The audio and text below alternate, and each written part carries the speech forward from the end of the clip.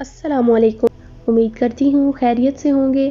آج سے تقریباً 208 سے 248 ملین سال پہلے کا وقت، جب دنیا کے موجودہ تمام براعظم اور ممالک ایک ہی بہت بڑے جزیرے یا سب کانٹیننٹ پر مشتمل تھے، جسے پنیجیا کہا جاتا ہے، یعنی تمام دنیا اس وقت کی دنیا کے حالات سے ہماری آج کی دنیا سے بالکل مختلف تھے۔ موسم بہت زیادہ شدت نہیں رکھتے تھے، سمندروں کی سطح آج کے مقابلے میں بہت زیادہ بلند تھی۔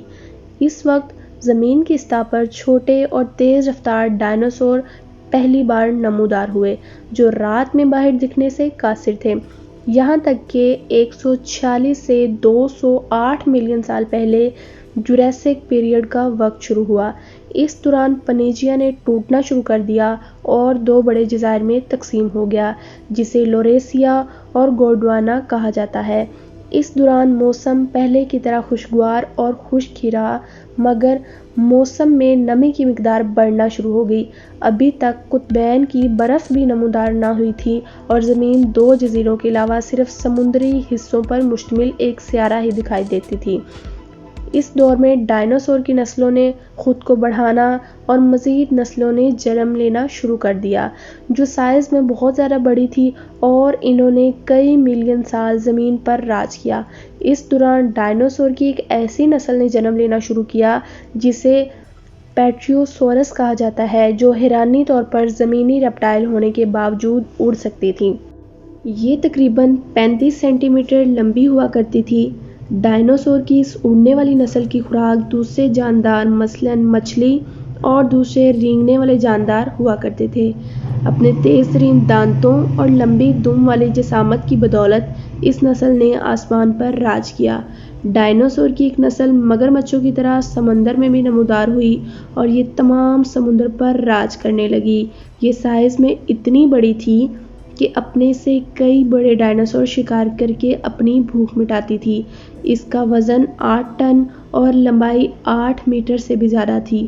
سب سے پہلے دریافت ہونے والے ڈائناسور 1819 میں برطانیہ کے ولیم بیگلر نے دریافت کیا اور 1824 میں اسے میگالوسورس کا نام دیا گیا، جو بہت بڑی جسامت کے مالک گوشت خور جانور تھے۔ ان کی اونچائی 3 میٹر اور وزن 1000 سے 3000 کلوگرام تھا، جبکہ ان کی لمبائی 9 میٹر تھی۔ اپنی دو مضبوط ترین ٹانگوں، تیز دانتوں اور پنجوں کی بدولت یہ ڈائناسور اپنے سائز سے کئی گنا بڑے ڈائناسور بھی شکار کرتے تھے، جبکہ حالیہ دریافتوں کے مطابق یہ انتہائی ذہانت کے بھی مالک تھے اور موقع دیکھ کر شکار کرتے تھے، جس کی مضبوط ترین نسل کا نام ٹیریکس بار نامی ڈائناسور ہے، جسے اکثر آپ ہالی ووڈ کی فلموں یعنی جوریسک میں ہی دیکھتے رہتے ہیں۔ یہ 40 فٹ لمبے تھے اور جنگلات کے علاوہ سمندری علاقوں میں بھی رہنا پسند کرتے تھے۔ یہ دیکھنے اور سونگھنے کی صلاحیت رکھتے تھے، مگر سننے کی صلاحیت سے محروم تھے۔ اس طرح کی خطرناک اور گوشت خور ڈائناسور کی بہت سی نسلیں موجود تھیں، مثلاً سیپلوسورس۔ جہاں تک کہ ڈائناسور کی رنگت کا تعلق ہے، اس کا جواب کسی کے پاس موجود نہیں، کیونکہ جانوروں کی جسامت اور رنگت کا تعلق مخصوص کیمیائی مادے کے ذریعے ہوتا ہے، جو فوسلز کے دوران اپنا وجود کھو بیٹھتا ہے، اس لیے شناخت ممکن نہیں۔ زہریلی نسلوں کی رنگت چمکدار تھی، مگر اصلی رنگت کا پتہ لگانا ناممکن ہے۔ کچھ سائنسدانوں کے مطابق یہ سبز رنگ پر مشتمل ہوتے تھے۔ کچھ ڈائناسور چلتے ہوئے زمین کو ہلانے کے قابل تھے۔ اپنے وزن کی وجہ سے ان کی گردن 46 فٹ لمبی ہوا کرتی تھی، یعنی ان کی جسامت کا آدھا حصہ۔ یہ پودوں کو کھایا کرتے تھے۔ 65 ملین سال کے وقت کو کریٹیشیس پیریڈ کہا جاتا ہے۔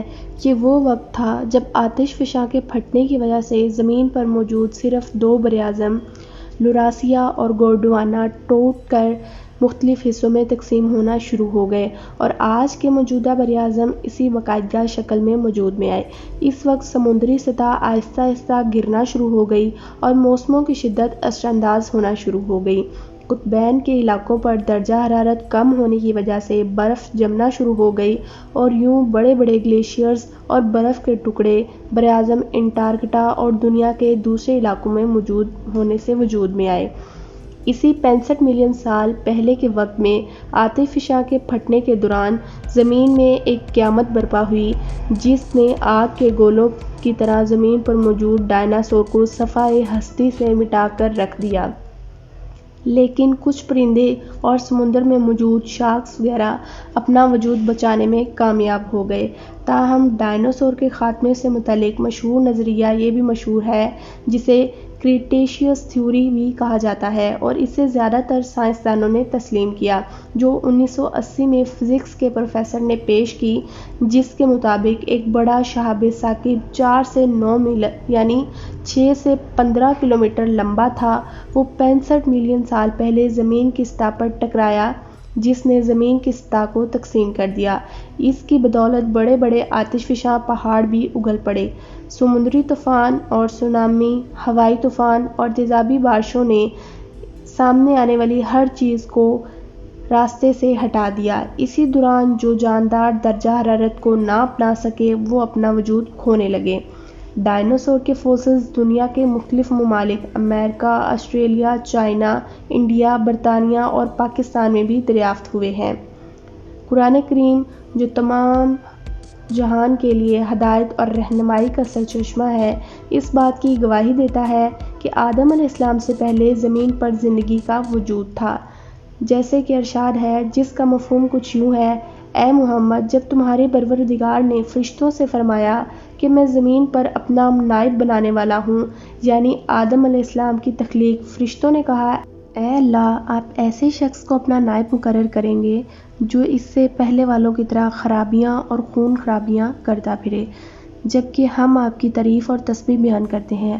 تو اللہ تعالیٰ نے فرمایا میں وہ باتیں جانتا ہوں جو تم نہیں جانتے۔ 65 ملین سال پہلے اتنی بڑی مخلوقات کا وجود میں آنا کوئی حیرانگی کی بات نہیں، کیونکہ اس کے بعد دنیا میں تشریف لانے والے مبارک ہستی حضرت آدم علیہ السلام، جن کا قد مبارک 60 گز لمبا تھا، جو آسمان پر موجود فرشتوں کو سلام کیا کرتے تھے، مگر وقت کے ساتھ انسانوں کا قد کم ہونا شروع ہو گیا۔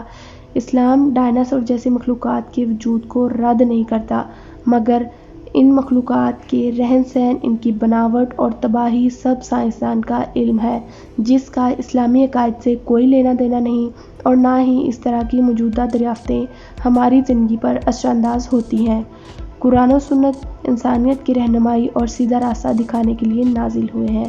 مجھے امید ہے کہ آپ کو ہماری یہ ویڈیو پسند آئے گی۔ اگر ویڈیو اچھی لگے تو چینل کو سبسکرائب کرنا مت بھولیں اور ویڈیو کو لائک کریں۔ خدا حافظ۔